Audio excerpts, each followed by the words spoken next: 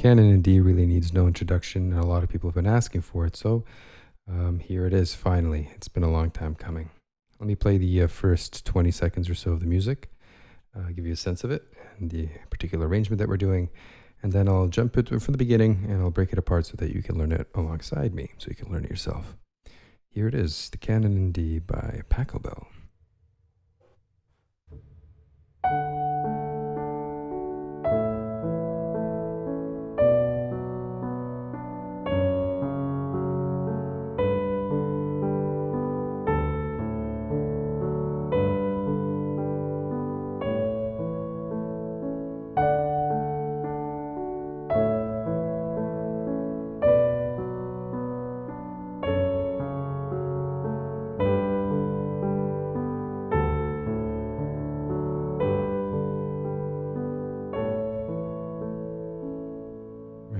The first two phrases.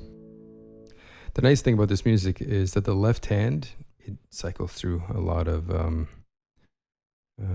different harmonies, but they're always the same harmonies. So once you nail down the positions for all of these, and there are only 1, 2, 3, 4, 5, 6, 7, 8, 4 bars worth of harmonies, and then you'll just have to focus on learning the right hand. The left hand will be finished.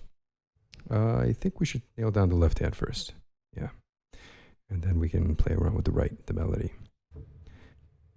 We are in D major, so we begin with D major. 5, 2, 1. And then across the 1 to an F sharp. Now, this is going to be the technique that you will be employing everywhere, crossing your thumb. So be sure that you try and do that with one motion. So from the beginning, the very first note, there's a sense of everything traveling without any interruption. It's not 3 notes in position and then suddenly you move to the 4th. Everything should be in movement. That's one movement, and then same kind of thing. Those notes, A, 2 on E, A above on the thumb, and then across the same way to a second finger on C sharp.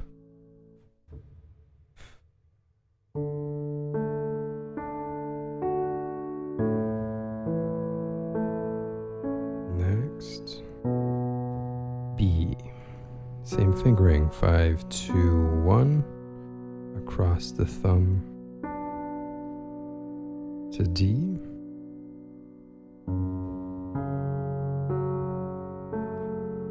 Now this one's a little different, and it's possible to play it with the same fingering, but it's a good thing to learn right away. Whenever you have something like an F sharp minor, which this is, it's much easier to play it with 5, 3, pivoting on 3, and ending up on 2 and 1. It's a much easier fingering than trying to find the space between these 2 black notes. Yeah. So again, those 4 in order.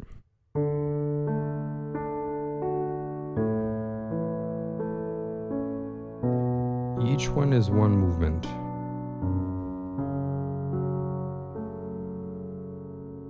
The pedaling for this whole piece is per harmony. So this is one harmony, so it gets one pedal. Then you move into the next one.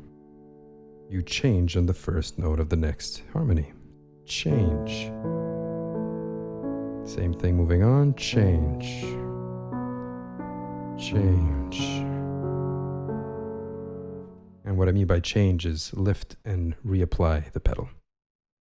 And make sure you do it on the note, not before it. It's a common mistake. When you're changing the pedal, you have to change on the note. So the moment that you press that first note down of the next harmony, the foot shoots up, down. might be preaching to the choir. This is more or less common knowledge, but every now and again, I like to throw this little bit in there because I know that not everybody knows, and this is a very popular piece, so I might get a lot of amateurs watching it. All right, so those are your first four.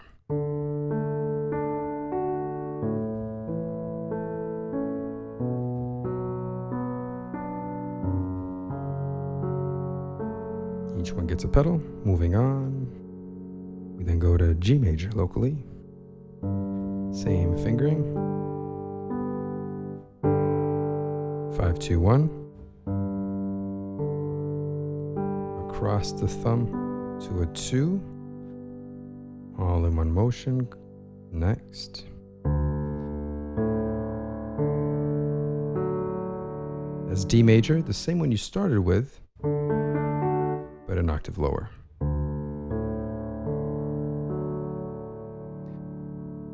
Next, back to G major. And the final one, A major, which is also familiar.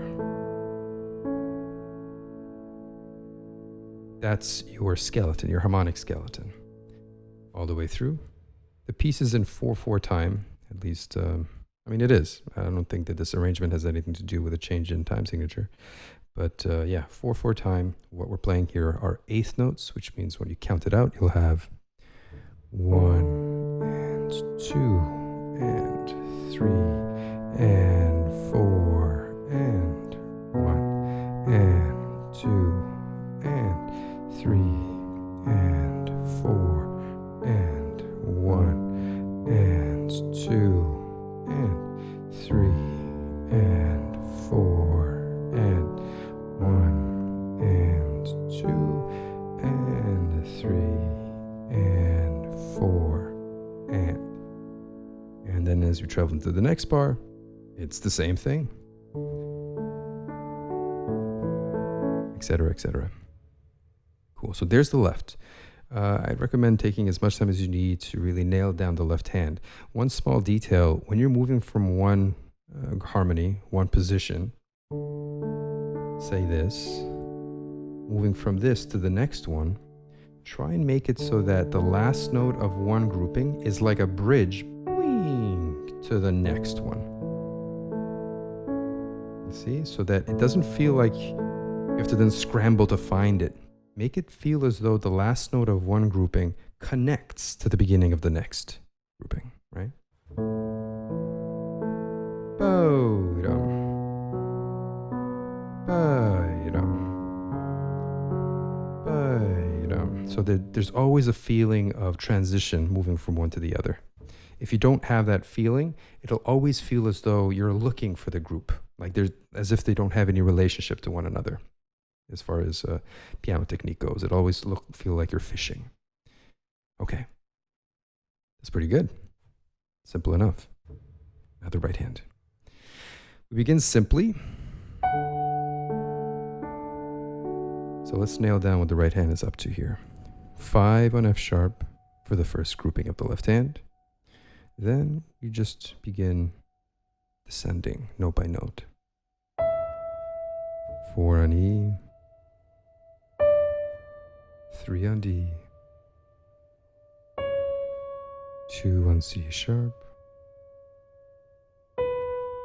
1 on B, second finger over to A, back to the B on your first, and the final note is a C sharp. You know this piece very well, I'm sure, so you can tell that now we're gonna double it up with thirds and same melody, same contour, right? So, quite straightforward. All you now have to do is sync up the right hand, each of these right hand notes, with the beginning of every grouping of the left hand. Together.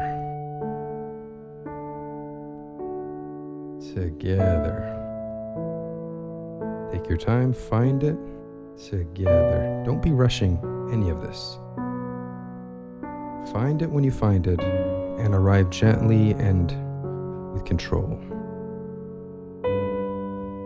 Try not to accumulate any tension.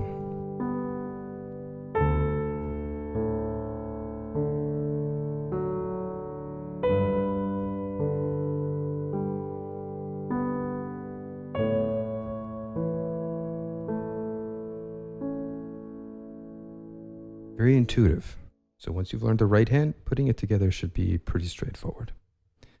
Once you get to the end of the first phrase, we then move into the next, which is, as we've seen before, doubled up in the right hand. We got thirds descending.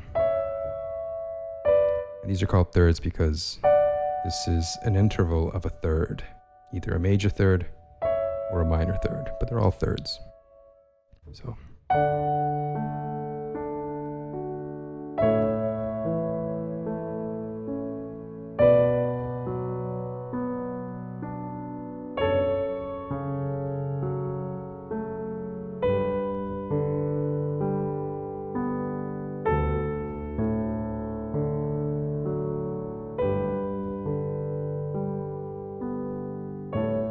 As you can see, the left hand is all the same.